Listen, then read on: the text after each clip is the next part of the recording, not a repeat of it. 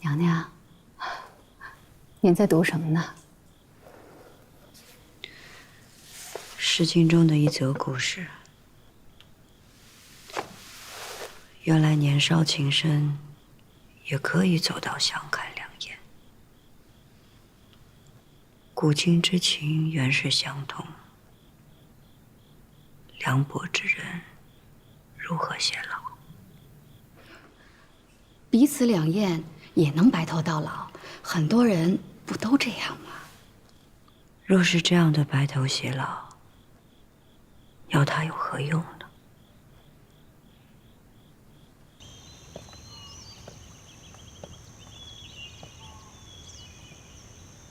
相见。皇后娘娘，皇后娘娘万安。龙主学会宫中礼数了？这不是礼数，是对皇后娘娘的敬意。你倒是难得出来。就算要被困在这里一辈子，也得看看关着自己的笼子是什么样子。看来，你已经适应了宫中的日子了。适应荣嫔这个身份吗？听闻，按照皇上如今的宠爱，我迟早会登临妃位或者贵妃位，是吗？我不瞒你说，我穿着这身衣裳，行着这些礼仪，我心里想的，只有我愿意想的人。相见啊，这些话你可只能对本宫说。臣妾知道，因为在这个地方，只有你真心劝我活下来，顾着我身后的族人。算来，你也是为了皇上才这么做的。可是到头来，这宫里的唯一的一点真心，竟也是你给我的。这份情谊，韩相见记在心里，来日定会报答。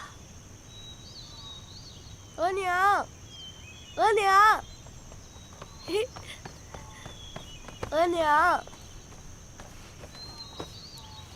额娘看看，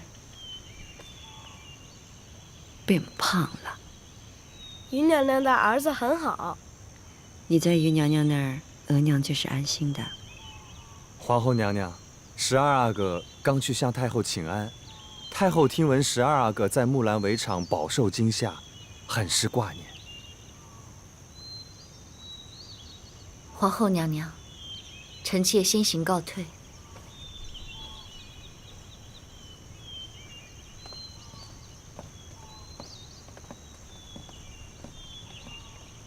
许久没有听到林大人的消息了。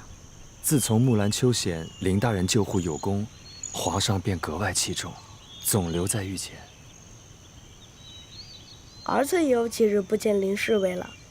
皇阿玛说，这几日不必他再照顾儿子往来。其实儿子觉得林侍卫性子好，又能救儿子，实在是很好的。哟，12阿哥可别这么说。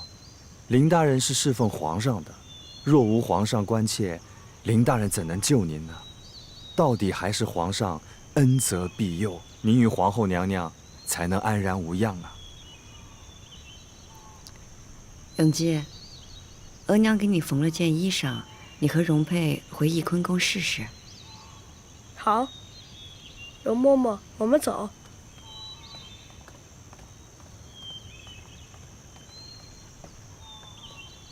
林大人如何？林大人救助有功是好事，但太过显眼，只怕皇上心里也未必乐意。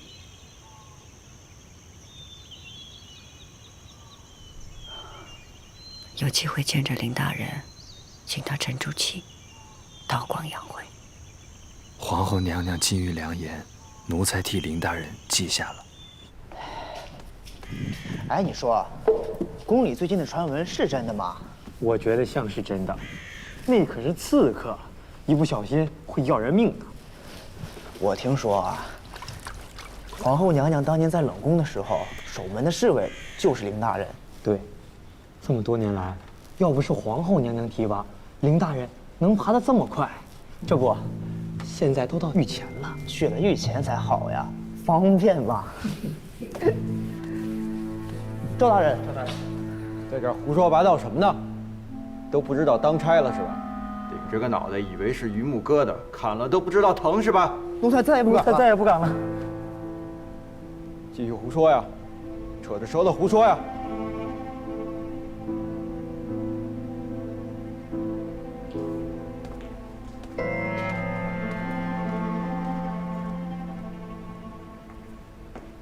叫你们嚼舌头，小心挨板子。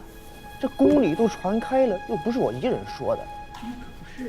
别说了，宫中真有这样的传言？是啊，流言纷纷，甚嚣尘上。虽然都说谣言止于智者，但宫中又有多少智者？多的是别有用心之人罢了。流言伤人比刀子还利，但如若皇上不信，流言就如风一般吹过就散了。若皇上信了，就不只是流言了。姐姐，我有一个法子可以引开祸水。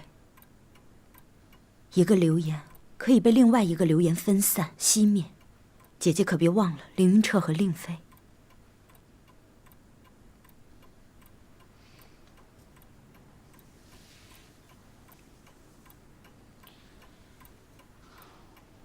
如若这样的话，咱们和那些别有用心的人又有什么分别？罢了吧。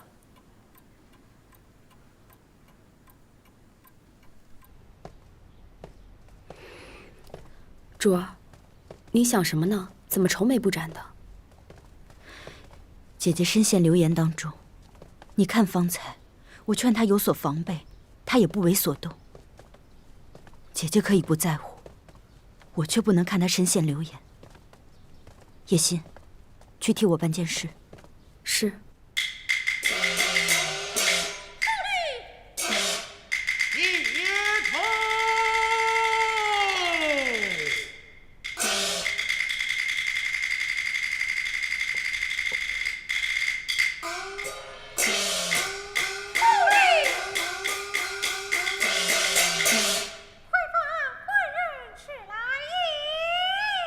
不妨便分一让。你若不放，救你性命，霎时休矣。你有甚道说？敢吃此？